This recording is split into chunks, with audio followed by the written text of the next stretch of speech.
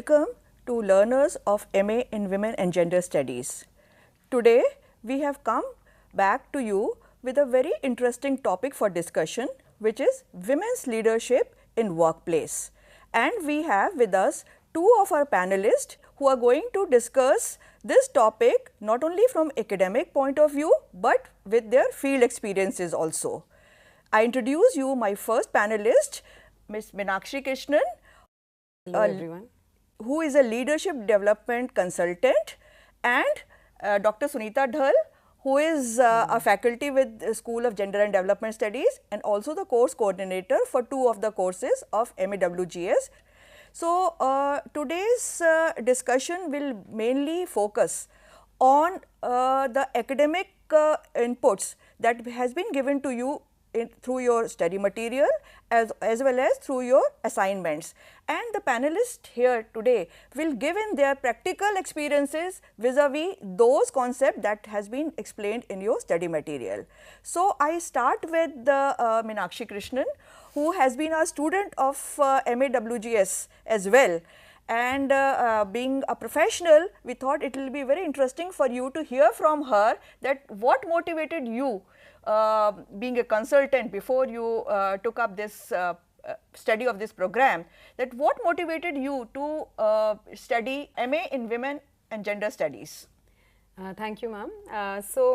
I grew up in a house where there was a lot of equal opportunity given for boys and girls. I did my MBA, I joined the corporate workspace, and everything was going very fine. But it was after my marriage that I suddenly became aware of this woman identity. Marriage and motherhood, I think, really put a different set of expectations. And that's when I realized that despite having higher education, despite being financially independent, this woman thing was really in the forefront. I was on my maternity break when the Nirbhaya rape case happened in Delhi, and it suddenly really shook me, saying, what am I doing with my life? How am I helping other women who may be less privileged? And that was the reason I enrolled for the master's program. Okay. Now, after you have completed this program, do you find it useful vis-a-vis your professional experience now? Immensely useful. So, what work I do is leadership consulting, where we use our skills in psychology, HR and management. But the knowledge that I got from women and gender studies has helped me carve a space called women's leadership. So, a lot of corporate organizations are coming to our company asking how can we promote women in the workplace, how can we equip them to be better leaders. And so I find my knowledge I gained in the MAWGS is really coming useful in challenging some of the stereotypes, the biases and the norms, and create more awareness for people. That's very heartening to know from you, Meenakshi. Now, I will like to ask Sunita that being a sociologist, you have done research on women scientists. So, what motivated you to specifically work on women scientists and leadership? Prior to my joining in School of Gender and Development Studies, IGNOU, I have been working in the area of sociology of science, because that was one of my interest area where I wanted to work, and I have been doing empirical research in that area. And paradoxically, I was teaching gender and society as one of papers at the undergraduate level. But when I joined this university, I found that why can't science and gender be in, they intersect with each other. And then I started to learn about feminist critique of science, and I have been given an opportunity to develop a program on gender and science, which is in the designing stage in the university. Since then, before developing that program, I undertook some kind of empirical work in terms of looking at women scientists, their issues and concerns in a much, in the context of India, because not so much work so far has been done in the area of women in science. So, leadership is a far away question, because now we are actually have not looked at in terms of gender disaggregated data in different scientific institutions. Though there are a couple of people, feminists, they have been working in the area, but they are all working in a much more discrete manner per se, and doing individual research. So slowly this area is expanding if we look at India and in broader the context of South Asia. Yeah, that's right, Sunita, that this area needs to be understood and researched more to come out with finer nuances of how women leadership is affected in science and other related streams. Now coming back to corporate world, what is the status of women's representation in corporate sector? Can you give us some insight on this, Meenakshi? I think women have really made a lot of progress in the corporate world. Every day we have women business leaders getting published. A lot of banks and financial services organizations are led by women. But if you really see where the overall picture is, it's not looking good. First problem in the corporate world is that the entry pipeline itself is very limited. So as ma'am would also be aware that in engineering and technology itself, they are finding that the enrollment of women is only 30%.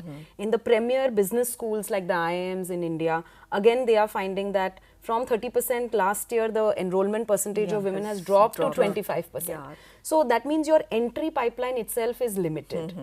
Then you come to industries such as manufacturing and FMCG, where again there is a lot of resistance both from society and women themselves to join such fields. Financial services, I would say, is still better in entry level taking equal representation, 50-50 women say coming at the entry level.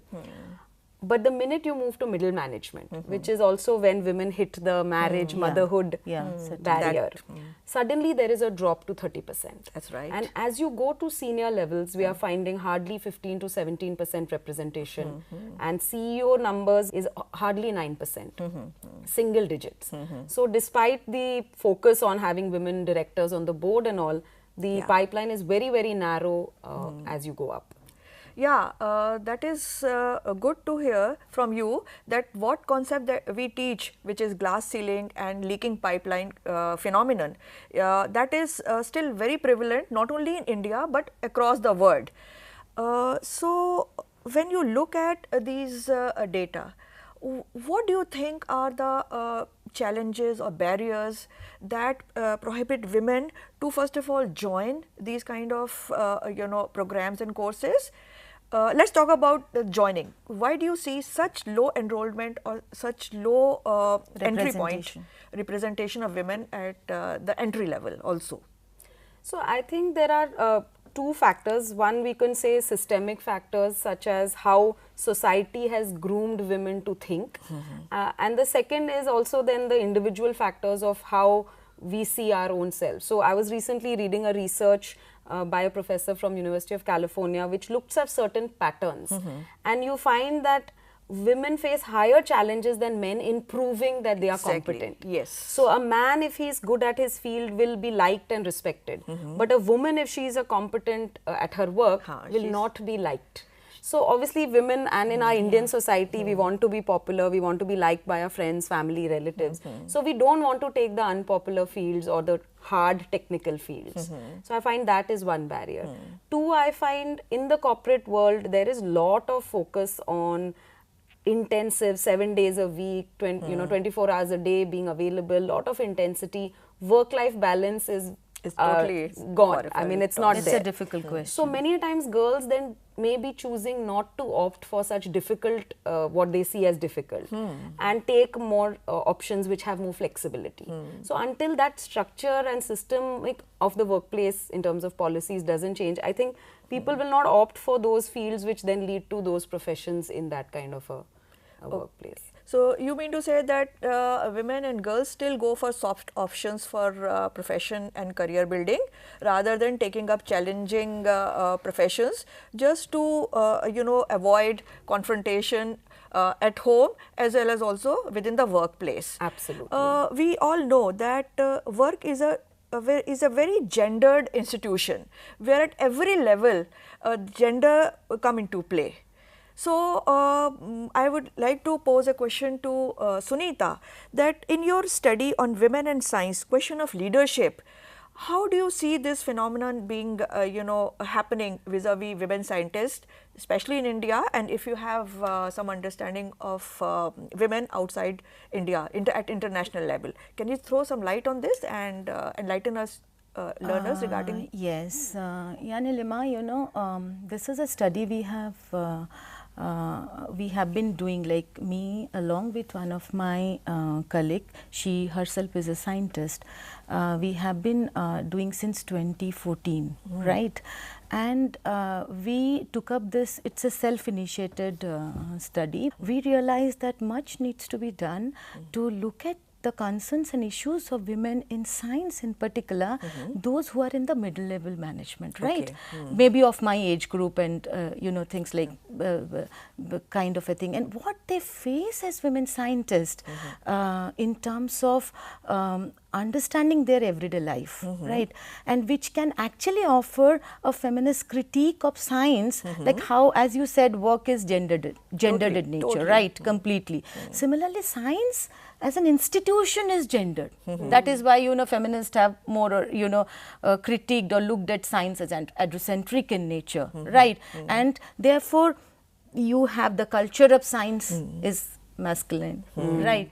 There, you know, it does not allow that flexibility for women to come and work in that culture. Like I would like to quote one of the feminist theorists in the past, who says that both science and family both are you know, greedy institutions which demand the undivided loyalty of women. So when you see that the household has not been restructured in terms of role relationship, gender dynamics. Similarly, science as an institution has not changed. Has not evolved, as you said, right? So there is a problem we could see. And in the second study, what we it had done in a 2-level secondary data, because not much data, gender disaggregated data is available in terms of representation of women in various scientific institutions, and similarly women getting the fellowships of science academies and the Bhatnagar Award. So if I just look at the Bhatnagar Award, and we calculated the data from 1958 to 2014, and we realized that the representation is very less when it comes to how many of women are getting, particularly disciplines like earth science, mathematics, 2, right? And earth science, 1 women. You look at the period 1958 to 2014, but look at the number of women getting or receiving the award. And physics, it has 0. There is not a single woman, right? So this is a problem. Then after analyzing the secondary data, when we took interview of women scientists in central universities, working in Central University and other research institutions, we would find that what are their major problems, what they face in everyday life. One is that isolation. Yeah, isolation in both social isolation and professional isolation. Because what Meenakshi was talking about, the corporate world, at least in the corporate world you could see 30% of women or let's say 50% of women in the entry level, right? But in academia and like research and in academics, there are very less number of women, right? And let's say, and therefore if there are less number of women, then they are completely been isolated in their professional sphere. And the time it required them to participate in the laboratory or other research related activities, it also raised different questions in their social sphere. So isolation is something that is a matter of concern.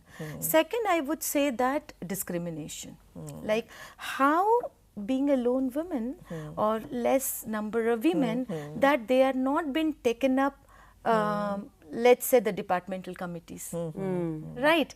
Access to funding, even part of a project, because project is been led within a, by a team, right? So less number of women, so much easier not to include that particular women, rather than being inclusive. Right? In fact, so I would like to add what ma'am very rightly said about family being an institution that takes up so much energy. I mean, I was just reading about a research last year that says that in India, women are still doing 9 times more of the household unpaid caregiving work than men. So with that kind of sort of double shift which we read about in our course, it puts an immense pressure on women to sustain in a career. And you need huge commitment to your field and your profession. Correct. I mean, while women scientists, I think at entry level only are so few, in corporate sector when you are at middle management, you may be the one woman and 15 men in the room on a committee. So automatically, and you feel, you know, isolated as you said. And then a boys kind of network thing happens.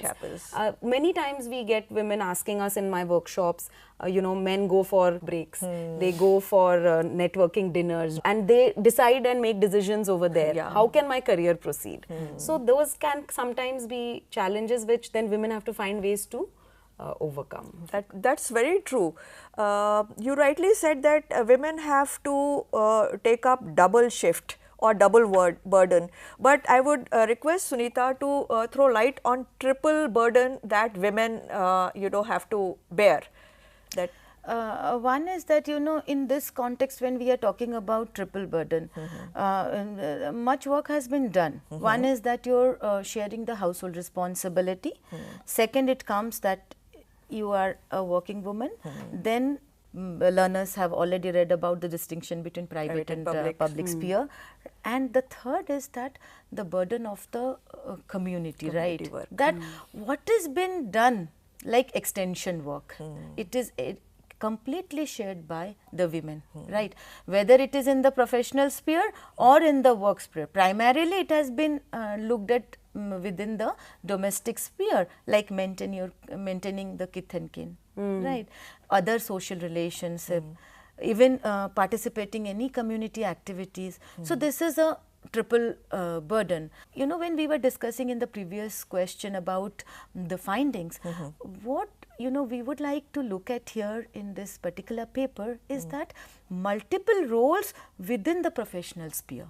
We have spoken about multiple roles within the private sphere, private and the public spheres, right? But what about professional sphere? Then my respondents, they shared that how, like, you know, the response, like as an university teacher, right? They have the work of administration, teaching and teaching work, then research and extension. So if a woman scientist is given a position of head of the department, then much more they have to prove as an administration. So what is happening is that the research related work is suffering. So when they are struggling, so here, you know, in that way they have to struggle much more even to get that research related work, because as it is they are not part of any team, they are excluded. So even if being a man you work with a team and you have taken up an administrative position, so your team is working also for you. But for a woman scientist it is little difficult. If she is not working as a team, then it becomes all the more difficult for her to single-handedly, you know, balancing between these three roles, multiple roles, I would say professional, teaching and research roles in the professional sphere. So, in fact, I would say I can think of a parallel as you spoke. In the corporate, what often happens is women are seen as naturally nurturing. The whole feminine thing is associated with you because you're a woman. And so when you become a team leader or a head of a department in the corporate world, your image of being nurturing, at the same time being an ambitious, driving leader, someone who's very task oriented, because that's what we expect from our corporate leaders, that can clash. So if I'm a driving leader, I will again be seen as not nurturing and not competent and not a good woman, not likable. And if I'm too nurturing, I will be seen as not ambitious, not driving, not achieving. Correct. So it's like a double bind for women who are in the leadership space and heading departments, as you said. And that creates its own isolation. And even the women employees in your team will hold it against you. I think there is sometimes that bias also. Not just that men are not supporting you, but even we women often have those unconscious biases. Exactly. Conditioning. Yeah, our students have already read about concepts like glass ceiling and glass cage, where women themselves are responsible for their own, limiting their own potentials and their own understanding that they won't be able to make it.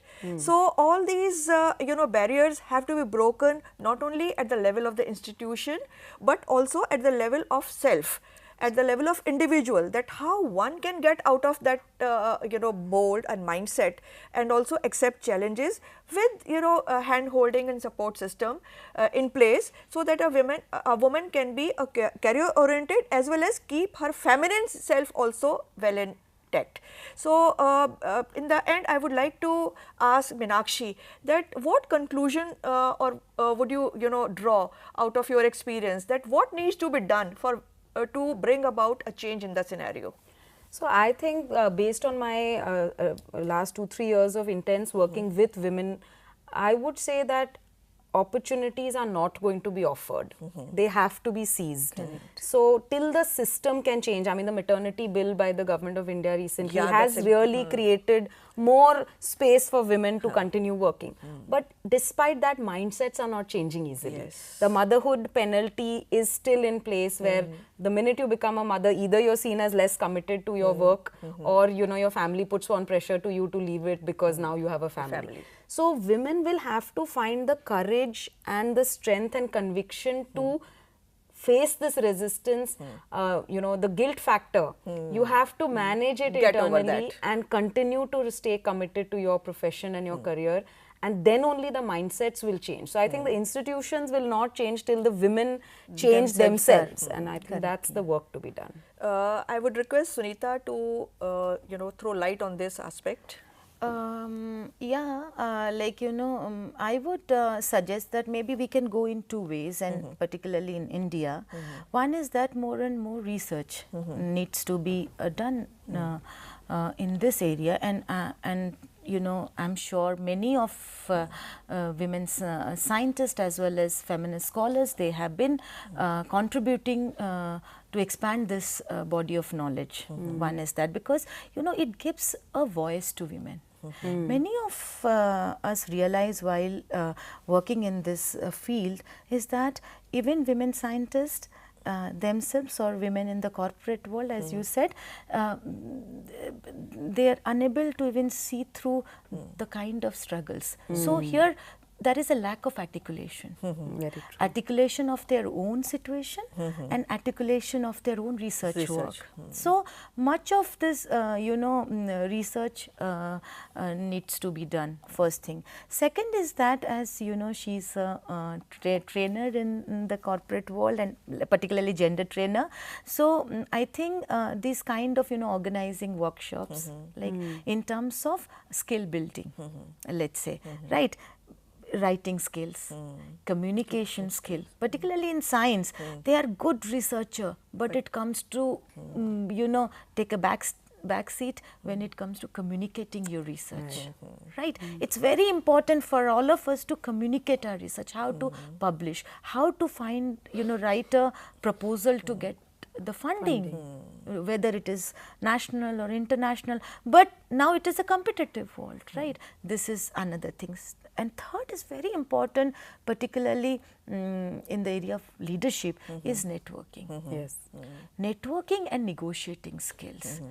Within your own institution, either you work as a group, or else you collaborate with, people outside your institution, so that you create a network. And that space is very important for women, whether they are in science or any other professions, to share their views and take up collaborative model, because feminist have been talking about not competitive. That is one of the rejection of or a critique of feminist science. So how to develop that cooperative space? It's very important for women to you know, network and negotiate with other women, so that they can actually talk about not only the issues and concerns, but again how to go ahead with certain kind of work in their professional sphere. So, after viewing this program, learners and viewers, you would realize that women who have opted to go out in you know, public sphere in a profession, they have to get over their isolation, they have to get into networking situations, or you know, be part of some networks where their work is shared, especially their professional work, and their own situation can be analyzed vis-a-vis situation with other women in the same situation. So, they do not feel that they are the only one who is facing this kind of trouble. And also for the older women in profession who have achieved leadership positions or who have been able to advance their own career, for them it is very important to mentor the second line of professionals to be able to take up their leadership positions, so that the you know, the journey which has begun now should be carried forward and should not come to a break without coming to a to the end or the goal that we have put for ourselves. That is why also it is said that it is important to have the critical mass, which is supposed to be 33% to 50%, to be able to be visible in you know, various forums and in various platforms, so that women's voice also makes an impact, that it can be heard, it can also be understood in its right with its right perspective. Thank you viewers to be with us today, and I hope that you have also gained some academic understanding as well as experiential sharing of the experts present with us today, and you will be able to also relate to what is being you know, taught to you in your study materials, especially for MWG 0011, which is Women in the Economy. Thank you so much and have a good day. Thank you.